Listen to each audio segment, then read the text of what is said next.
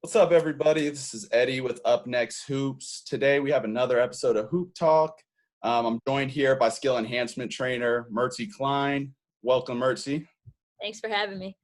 Not a problem. So if this is your first time watching the show, pretty much what I've been doing is connecting with different trainers, players, coaches, just trying to figure out and learn about their journeys. So it's a pleasure to have you today. If you want to kind of go ahead and just typically what I do is I try to hear about how you got your start in basketball. You can remember that far back as a kid, like who put the ball in your hands, that kind of thing. So, I pretty much liked basketball. I started when I was in second grade, actually at the Y. But I always worked out a lot with my older brothers. All my brothers played basketball, but especially my brother Kyle really helped me a lot. And then actually I first met Micah, my boss, in seventh grade. And so I've been doing I'm Possible for a while. I was actually one of the I'm Possible players before becoming a trainer. And so that's kind of how I fell into the training lifestyle, as well as Micah used to train me when I was younger. So awesome. Doing it for a long time. So that's kind of how I got into everything. So now are you from the Michigan area? Yep. So born and raised in Grand Rapids. Awesome. And then you got your start just training with Micah, and then that kind of lasted throughout high school, and then after. Yeah, I started in seventh grade and lasted throughout high school, and then I went on to play college. And then right after, when I was coming home from college, he actually moved the entire headquarters here to Michigan because Micah is also from Grand Rapids. Yeah. And so he just asked me to work for him from there. So. Dang, that's awesome. So if we could go back a little bit though, tell me about your playing career. Like you played obviously in high school, and then you said in college, right? Yep. So I went to West Catholic High School. I was a freshman on varsity, and then I played 3 out of the 4 years. I got hurt my sophomore year. And then I went on to play basketball at the University of Findlay for 3 years. And then my junior year, I got hurt. I had a bunch of concussions, so I actually had to come home. Just had a brain injury, and then I started training. Oh, wow. So you didn't finish up then at Findlay? You just, after the injuries and stuff, you kind of just called it? Yeah, so after the injury, I got hurt in November. So then I came home my junior year in December, and I went to a concussion clinic and kind of rehabbed, and then I finished school online and then started training. Wow. Did you know right away though that you wanted to stay involved in the game? Did you know training right away was what you wanted to get into, or No, actually I never thought about being a trainer at all until I actually came home and Micah moved back and asked me. Otherwise, I always kind of wanted to be a coach, a college basketball coach. So I was hoping to get a GA position, be an assistant, and then, get a head coaching job someday. So I never actually thought about being a trainer before. Wow, that's awesome. So how long ago was that though when you got into training? It will be going on 5 years this August. So awesome. Wow. Yeah, that's great. It's one of those things you don't see it too often. Just kind of some of the other people I talked to, right out of college, they had those periods where they're just I don't know what to do, with myself. They're working 9 to 5s and stuff, but it sounds like you just hopped right into training. Yeah, I kind of just fell into it. And that was the nice thing about knowing Micah when I was younger is I've been through the stuff before, and we already kind of knew each other. And so it was kind of a blessing in disguise with the way things worked out. As I didn't get to finish, my senior year. But then I got into this, and I got a pretty good jump start on it. Yeah. Do you miss playing competitively at all, or was it a pretty easy transition just into training as your main focus? No, I definitely miss playing. There's nothing that compares to, playing, especially in front of, big crowds and having teammates. And so definitely miss that stuff. But I think training is the closest thing you can kind of get to that, and you can have an impact on players. For sure. So for people that are viewing, I guess, that aren't familiar with the I'm Possible brand and the movement and stuff, could you explain a little bit, like kind of what differentiates I'm Possible from just like a regular skills development program? Yeah, so I'm Possible started in 2009, and it was founded by Michael Lancaster. And so pretty much what is different between, I'm Possible and maybe other training organizations, we're all skill enhancement based. So we don't do any game-like situations. We don't do like scrimmages, one-on-one, stuff like that. Everything is just straight skill enhancement. So when players want to work on ball handling, passing, finishing, shooting, footwork, they come to us and we take them through our entire curriculum. I'm pretty sure we have like 650 skills right now. So that's our goal, is to get everyone through as many skills as we can, and have a really big impact in their game through the skill side. Yeah. So I've followed Micah for a little while now. But I feel like in the last couple of years, there's been like a big kind of transition, a big jump. Like as far as the brand itself with the checklist and, the apps and all the innovative, training tools and whatnot with the footwork mats and stuff like that. You were kind of around when that whole movement got started with I'm Possible. You said you were getting trained, in middle school and stuff. So what's been like the biggest difference you've seen since training with Micah to now, like you work for him, like in that time frame there, what's been the biggest difference? So like when I first started with training, he was just kind of starting off too. So we didn't have the app. We didn't have any of the checklist stuff. He didn't even come up with the rip cones yet, or his tennis balls or med balls, all that stuff later on he, invented. So, as the years went on, a lot of things changed with, just the training tools in general, and then being able to, have more access. So, players nowadays don't have to just rely on a trainer. We have the checklist where they can hold themselves accountable and do things, on their own outside of their training session with us. And, I didn't have that when, I was a player. And so every year he's developing new things that, more players can have nowadays. So I think those are probably the biggest changes, but also just the new training tools we have. We have a rip cone, we have a med ball, we have a tennis ball, and the biggest one, we have a footwork mat. And he has, training checklists for, all of those. And so, and being able to broadcast that with social media nowadays, and really touch a lot of people in different states. Like, you don't have to just be in Grand Rapids in order to train with us. And so I think that has made a huge impact, and every year, it grows and gets better. Yeah. So with you working there at the headquarters, what does like a normal day look like for you? Now, are you working with kids of all ages, all, boys and girls? Like what does that look like? Yeah. So, usually during the school time, kids are in school usually till 3. So as soon as like that 3:30, 4:00 time hits, usually till I'm at the gym from that time slot till like 8 or 9 at night. And then usually during the day, we'll work out or we'll film and, do stuff on our own and, create content for social media. During the summer, I'm usually kind of there throughout the whole day. That's, summer's our busiest time. So that's usually when I get in the most clients.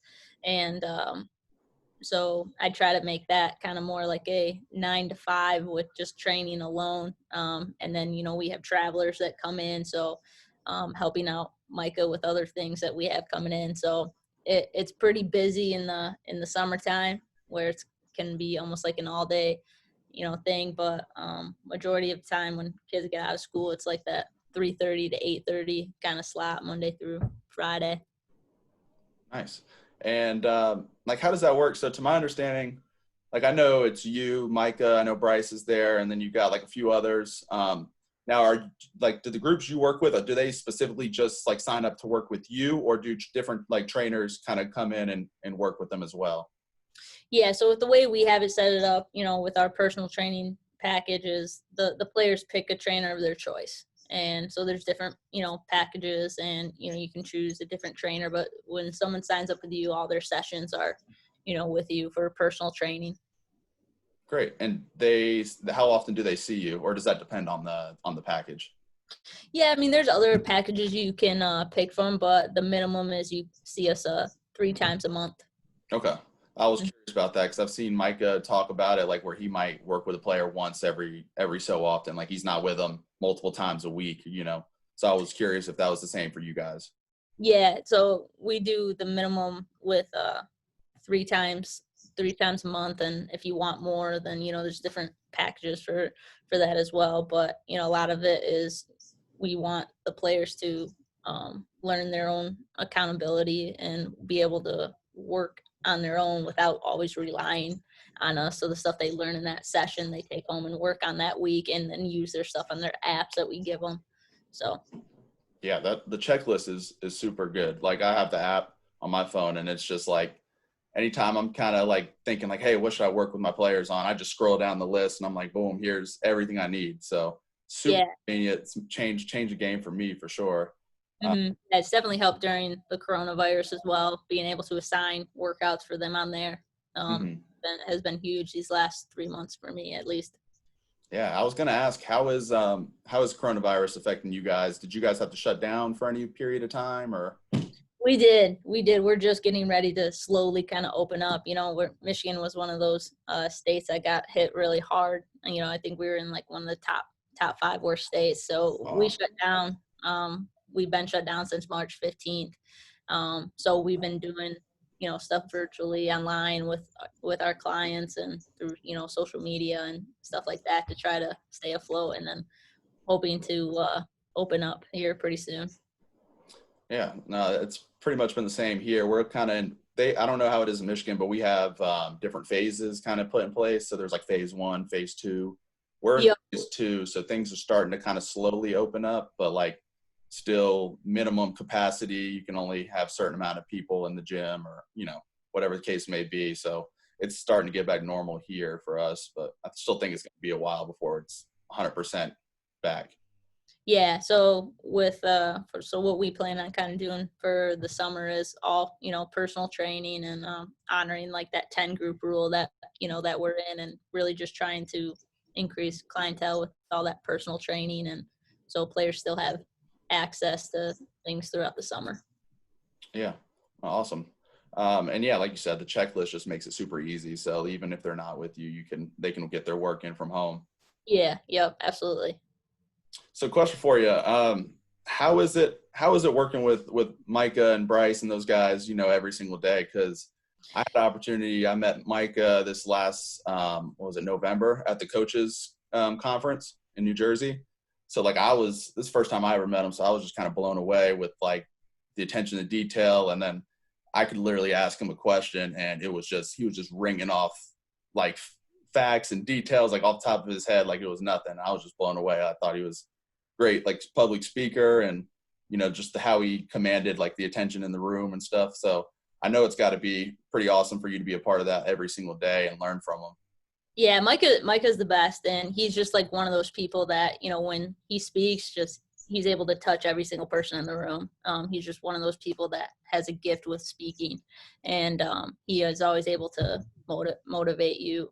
Like I could listen to him to speak for hours. He's just really, really good at grabbing everyone's attention and making sure everyone understands everything. So I've learned a lot these past 5 years. I wouldn't be where I am if it wasn't for him. He's really helped me even outside of training. He's just a really great guy to work for. But I learn a lot from him every single day. So it is definitely a blessing to be here because we always get to learn things kind of like firsthand. And if we have a question, he's right there for us. And then being able to add Bryce in, Bryce is he's definitely brought a lot of energy to the gym, so it's been great having him here. And he's really, really good at when it comes to shooting. So I've learned a lot when it comes to shooting instruction, and I kind of thought like that was one of more of my weaknesses as a trainer, and so I've learned a lot from him being here with the shooting aspects of stuff. But they're great to work for, and every day I learn something new from them. Yeah, both of their content on like social media is ridiculous. It's like next level. Even yours, like yours is really good. Like you guys have awesome content, like everybody out there in Michigan. So I'm Thank just watching your videos, Micah's videos, Bryce's, and they're just super, super detailed and just really good quality overall. So I can Yeah. learn so much just from that, like watching those. Yeah, Micah does a really good job at, educating people on, social media and making it very detailed and, educated for, players around the world. And he's really grown a lot through the social media side and being able to change a lot for a lot of players. Yeah, for sure. And kind of question I had for you was as far as the public perception, I know because I deal with it too. Like some people just kind of, kind of speak down upon like the whole I'm possible. They think it's a gimmick or whatever the case may be. What have you noticed the most as far as like talking with parents or kids who potentially want to, sign up and start training? Like, is it pretty smooth? Like, are most parents bought in right away, or is there like kind of that teaching moment where you're like, all right, come on in, we'll show you what it's all about, and then you kind of get their approval? Like, what does that look like? Yeah, for most people that come in to the gym, especially local people, they've heard about us and kind of done their research and already have bought into the process. I've only had a few people where I've had to take them kind of through the whole thing. Usually you kind of see that more from a national standpoint where, people will comment, oh, that looks like a gimmick. Yeah. And a lot of times though, when they take the time to actually understand the purpose at the end of the whole thing, they change their mind. So a lot of times people don't even listen to the explanation. They just look at it and be like, oh, that's dumb. And they Yeah. don't actually fully understand why we're doing it. So that's usually just the main things. People don't take the time to, listen and understand it and try to. But usually once they do, then, people usually hop on board. I think we have a pretty good following, and Micah's done a really good job at always explaining the reasoning behind everything that we do, and how, it relates to the game and the skill side. So I think he's done a really good job at that. Yeah, I think what I like about it the most is just how it exposes a lot of weaknesses in players. So like Mhm. you're training with like a college guy and he can like barely do any of the tennis ball work. Like he's just like, as high of a level of player as he is, like can't do some of the most basic tennis ball work or, or footwork, is way out of whack. Like that's what I love about it. It's just it exposes kind of those holes, those flaws in their game. And I think seeing that they're struggling with it, they feel like, oh wow, I need to keep coming for more. Like it keeps them wanting more, and it as opposed to like, hey, just cross over, step back at the cone. It's not your traditional like I guess you said like game situational training, but Yeah, it definitely teaches you a lot of humility and can humble you in a way too. So for sure. So tell me, you touched about it a little bit. You said like you guys spend some time, I guess, in your off hours, like develop like making videos and doing the whole social media side of things. How big do you think like having a good social media following is or presence is to like your brand? yeah, it's definitely huge. And, I can definitely do a better job at it. You probably should really be posting every single day. It's Even tough. I'm guilty of that. I don't post every single day at all. But you definitely should be posting, at minimum 3 or 4 times a week and putting out content there because you gain a lot of clients, especially off of that. From a local standpoint, but even more just globally. Mm. You can gain a lot off of, that content and making things educational, and then people learn more about I'm Possible that way too as well. So um, definitely posting is definitely a big one for sure. Now, as far as like your strategy with posting though, because this is something I still like struggle with. I don't know if I should be posting using the full minute or should I go like shorter videos is better. I've heard that, so what's your point of view on that? I think it just depends on what you want to get across in the video. If you're trying to do like a highlight thing, you don't have to do a minute of highlights. Sometimes just freestyle stuff, really short clip of freestyle will blow up. If you're Yeah. trying to teach something and really get, a purpose across, then that's where the minute kind of comes in, Yeah. especially when you want them to understand and see the educational if you're teaching a skill. So mixing up your videos throughout the week is huge. You can do a highlight one, you can do, a teaching one. And so, or even throw in clients of you, training clients. So being able to kind of mix it up is big, but every video, I mean, it's just different. I guess it just depends on what you want to get across in that video. Yeah. Yeah, that's a good point. I still struggle with that. Like you said, like I go on streaks where I'm like posting like a lot, and then I'll stop for like a week or two where it's like I've had one post and it's like, I got to step it up for sure. Yeah, just being consistent with that is huge. Yeah, and like you got TikTok, and I don't even know what to do on TikTok. Yeah, with going back and forth. On TikTok at all. Yeah, I don't know. I think of TikTok and I think of like the silly dances and stuff like that. But I see a lot of trainers on it, so I don't know. Yeah. Still something I battle with. I don't know. Yep, for sure. Yeah. So I personally know, but like for anyone that doesn't, like tell us a little bit about the headquarters there, because it's just like basketball players like dream to be there. Like I've seen just videos and stuff. I've never been. That's something I kind of want to do here in the future, is actually get out there and kind of experience that. But tell us a little bit about it.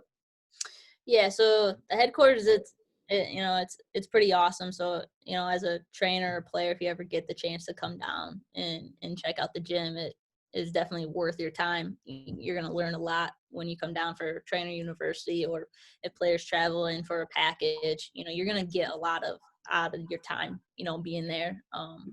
So it's pretty awesome. We made it like a lab feel, where players are just coming in specifically for training. You don't play a lot there at all. So like when you walk into the place, it really kind of feels like a basketball lab. And that's kind of the feel and the environment that we wanted to, give off there. But it's definitely grown over the 5 years, adding new things to it. We've added, color reads onto the floor. We changed our backboards. We have an athletic performance room now. So, we're always adding new things to it. Yeah, and it's what, is it 2 stories? Yep. So there's an upstairs and there's a downstairs. And the upstairs has a court as well. Is that right? Yeah. Yep. There's 3 hoops upstairs. The ceiling is a little smaller, so we do mainly a lot of finishing and footwork up there. And then we also have the ramp going up, and then the downstairs as well. We have about like 6 baskets downstairs. Yeah, I need to get out there. I've heard really good things about it. So, yeah, with the trainers that go out there and visit, is there? I say I haven't done enough research yet. Like, do they go out for a week, a weekend, or is there different packages? There are different packages. You can come out for a week. You can even come out for a month if you wanted to. And then, you stay at the Impossible House and you get to learn directly right under Micah and Bryce. So it's definitely a very neat thing. I think if any trainer can, they should always come in and try to, experience that, because they really get a lot out of it. For sure. So your personal point of view, what's your favorite training tool? What do you enjoy the most? Probably the footwork mat. Just because, you can teach so much on it, and I love teaching footwork.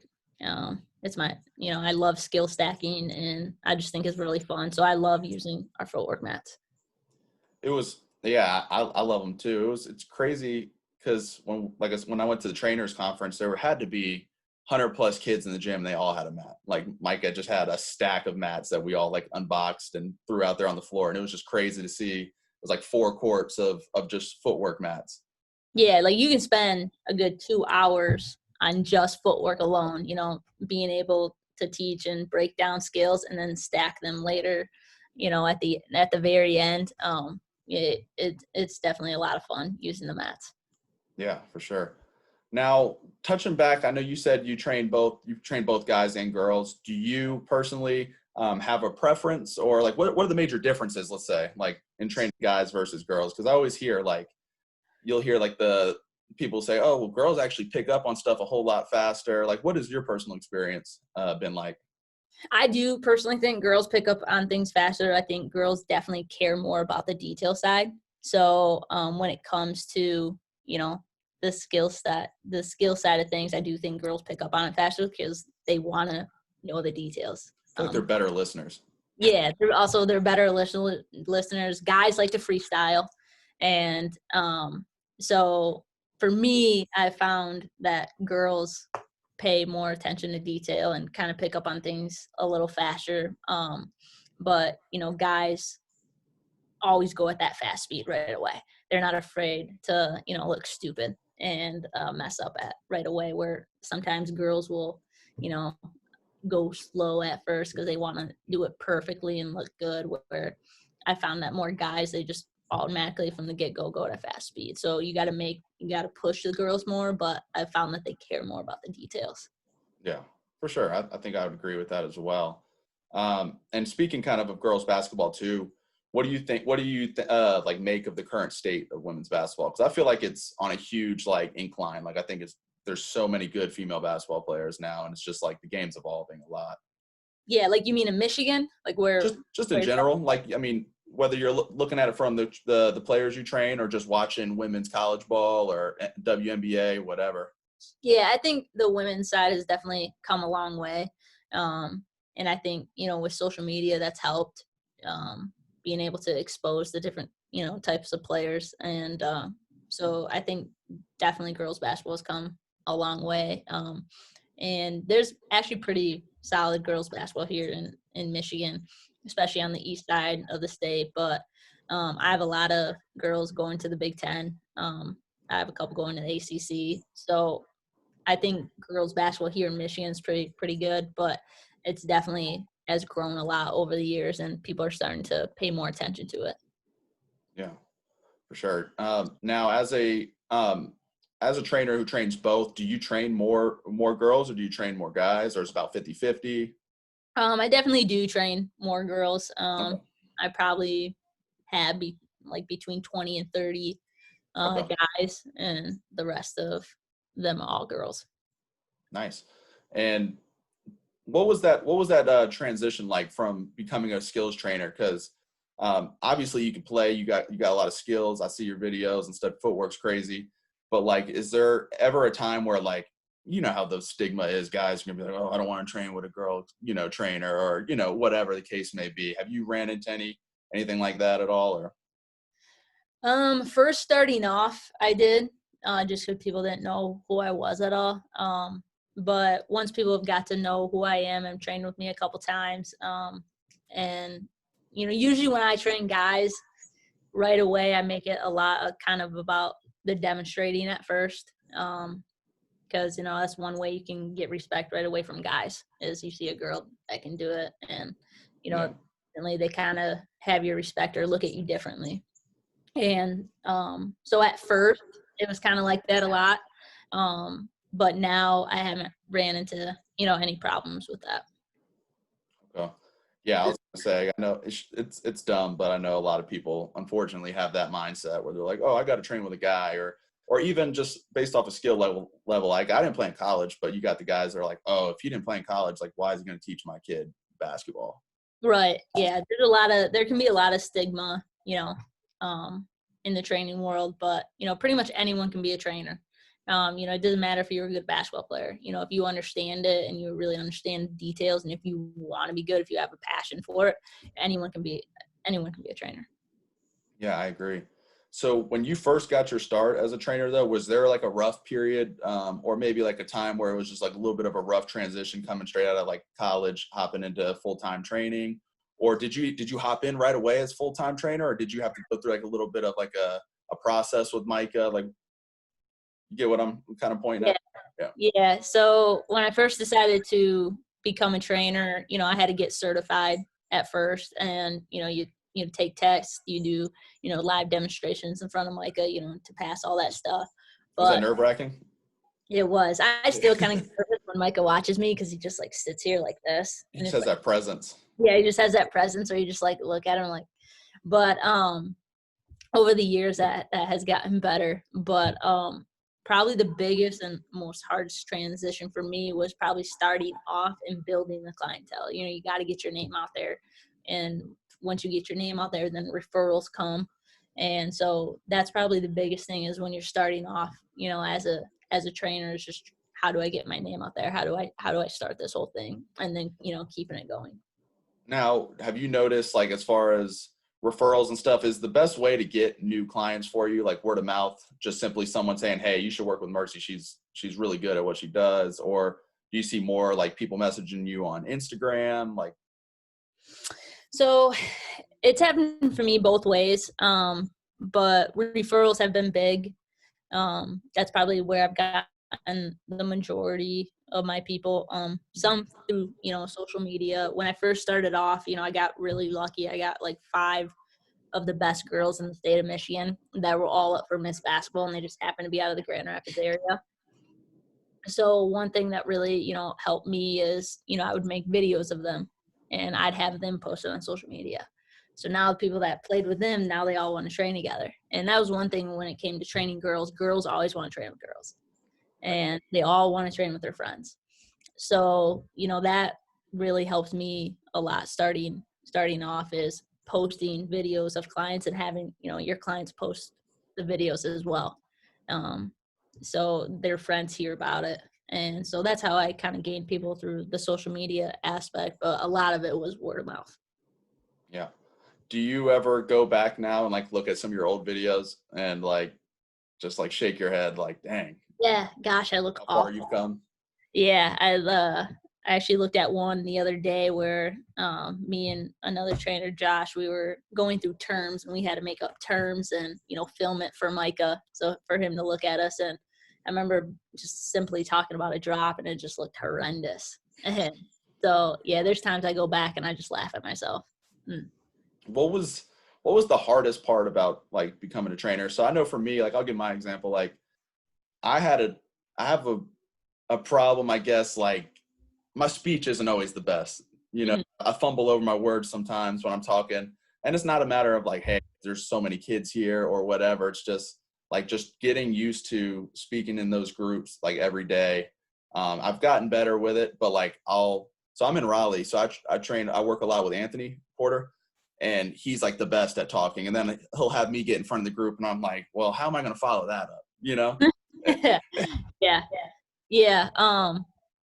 Probably for me, speaking was really hard at first just because I'm a soft-spoken person. Like the voice, I really had to learn to find my voice. And then learning like the definitions of terms. So, because your language when you speak is huge. Being able to be on the same, if trainers can be on the same page, it makes it easier for the player and it makes it easier to teach when, you can throw in the terms in there and it, it helps with the teaching a lot. But, probably those 2 things were big, is finding that voice and being loud and being vocal and then, learning all those terms. Yeah, the terms is a tough one. So Terms is a tough one. There's a lot of them. yeah, especially when I went through the certification process, it was like a whole new language for me. Mm-hmm. The basic ones, like I was like, oh, I know what a drop is and stuff like that. But Anthony was like, yeah, you better study up because there's going to be a lot of stuff you you don't know. Yeah. I did, and I was just like, wow, like I was overwhelmed at first. But yeah, it's like for time, you pick up on it like super quick. But Mm-hmm. Yeah, it can be overwhelming at first. Yeah, it just takes time, like anything else. yeah, how do the kids pick up on the terms? Like, Um, you notice they pick up on it pretty fast, or does it take some time, like really just working in the terminology each time with them? Or some of my players that are really serious about it understand the terms right away. Like I could name off a bunch of terms. Like I could say drop, split. I could have skill stack, and they would know exactly what I mean. Then there's some people you have to refresh their memory. But I do have players that really understand the terms. yeah, yeah, it's something like I think I have a similar experience with it too. You got the kids that just catch on like that, and then the ones you have to constantly just like put it in their mind, like, all right, this is a drop, this is a drop, or you'll quiz them on it. Hey, so and so, next time you see them, hey, what's a drop, and have them, put them, get them thinking and put them to the test a little bit, but. Yeah, It's absolutely. it's made. I don't think a lot of trainers realize it that aren't part of the I'm Possible movement, but like terminology is just like you said is so key. It just allows you to break down training a whole lot better rather than just like because you'll see you'll see people, there's like multiple names. Like if you're looking at other trainers and stuff, they'll have multiple names for like the same move. So I think it just makes so much more sense just to have, a common terminology, that all trainers can use. Yeah, it definitely makes it easier to one teach players, but it makes it easier for players to understand. They could go to one trainer and they're calling it something different than, what we might call it. So it is nice to have that language and everyone have that same, understanding. Yeah. So if you could explain a little bit, because I've been following it a little bit with the new shooting checklist and kind of where you guys are going with that.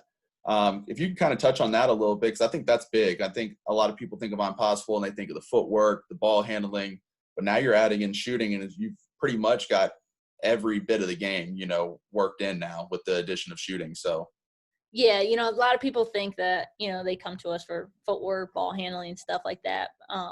And a lot of times people just think that is because we have so many skills to get through. I don't have time to spend an entire hour on shooting. There's other skills that I want to get, the player through, where, there's some shooting coaches that only just do shooting. mhm.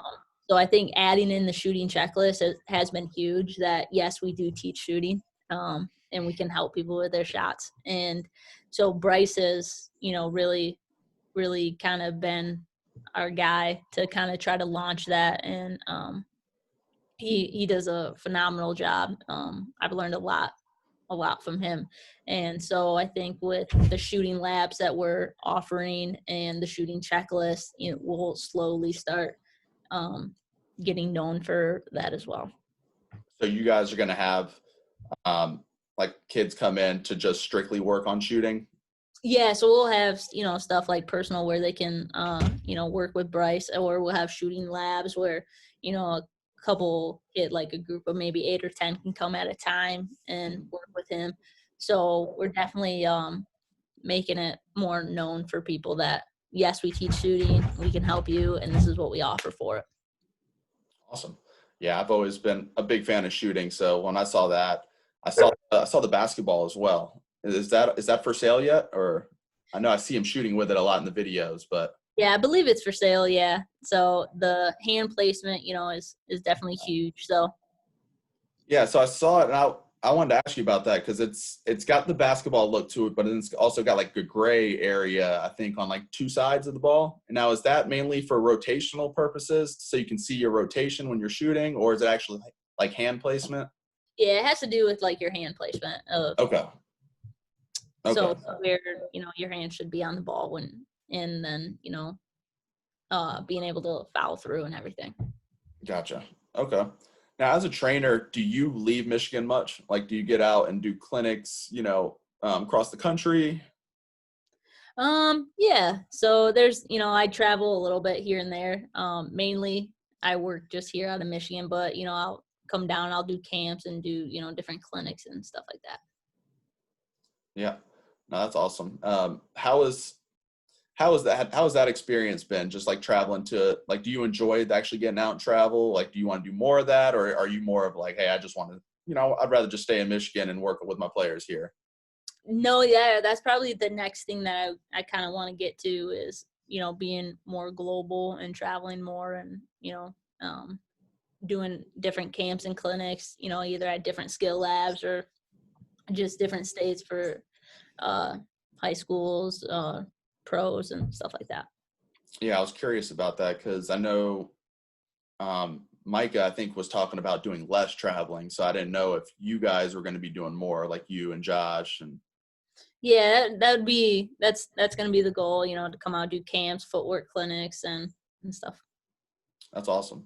So where would you like, as a trainer who's been a part of the brand for a long time, what do you like? What are your expectations going forward as far as maybe your personal goals, but also with just Impossible's goals in general? Like, obviously, you guys are getting like more and more trainers each year that are getting certified, but like maybe tell us a little bit like a personal goal of yours as well as just a brand company goal.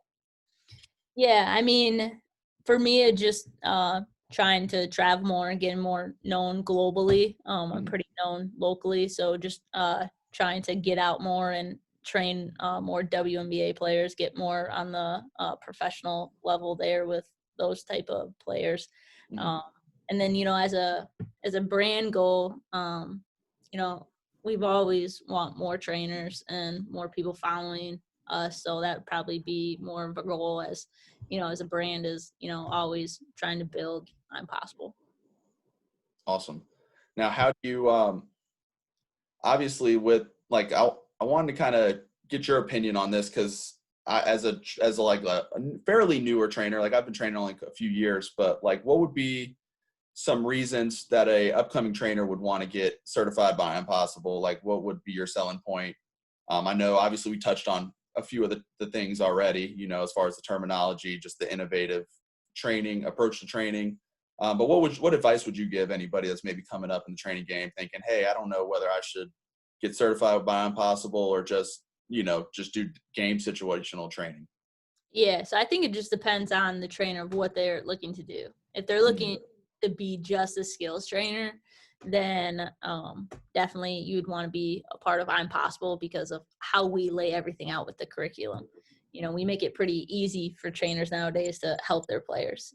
Whether it's with the footwork, mats, all of our tools, the apps, and then the different ways to talk about the terminology, the things that we offer trainers, I think is second to none, especially with the different packages that we offer for trainers to come in and learn under us. Mike has done a really good job at being able to offer that globally for everyone. And so I think, if they're looking to be a skills trainer, that they're definitely going to want to take the Impossible route just because of everything that we offer within our curriculum. Um, so And have we seen an increase on just really random here, but have you seen an increase with like female trainers? with an Impossible or in general? Just maybe within Impossible. Yeah, there have been more female trainers that are coming along. It's starting to, more female trainers are just coming along in general. Right. It's not just all male dominance. So there are more and more every day. There's definitely more men, but there's it's growing for girls. Sure. Hey, well, kind of to wrap things up, I usually kind of just have like almost like a speed question kind of thing. Like I'll just throw out a couple random questions, just want a quick short answer, and then we'll kind of wrap up. But growing up, who was your favorite basketball player? JJ Redick. Okay. Are you a Duke fan? Yep. Okay. Explains. I'm a Carolina fan, so we're just gonna forget about that answer. All right. So, favorite basketball brand to wear? Ooh, Nike. Okay. Favorite female basketball player? Maya Moore. Okay. And then the last one I have for you was, do you guys as skills trainers being in Michigan, obviously you guys see each other, you guys work with each other all the time. Is there a competitive side to you guys? Like, do you guys try to one up each other on videos, or are you like, do you see Josh do a video and you're like, oh, I can do that, and you get on there and like try to like, upstage them, or, just from a friendly competitive standpoint? Um, Yeah, I think you see it more with the guys. Mhm. There's, some competitiveness.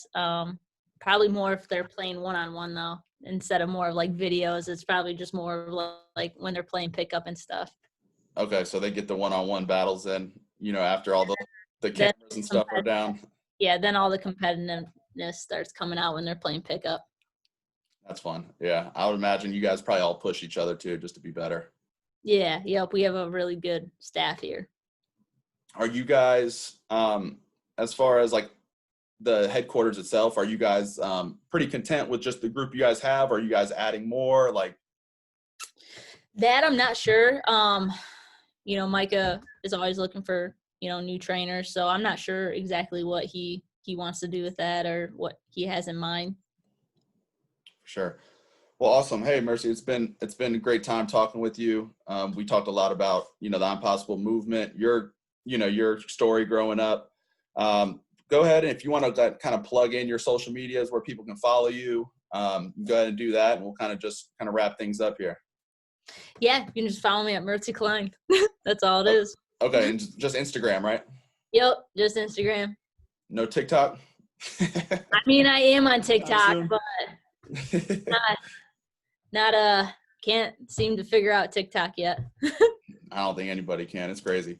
But hey, So, again, I appreciate your time. I'll go ahead, and this is obviously going to be uploaded on YouTube, so I'll spread the word a little bit. But again, appreciate it. Yeah, that's a wrap.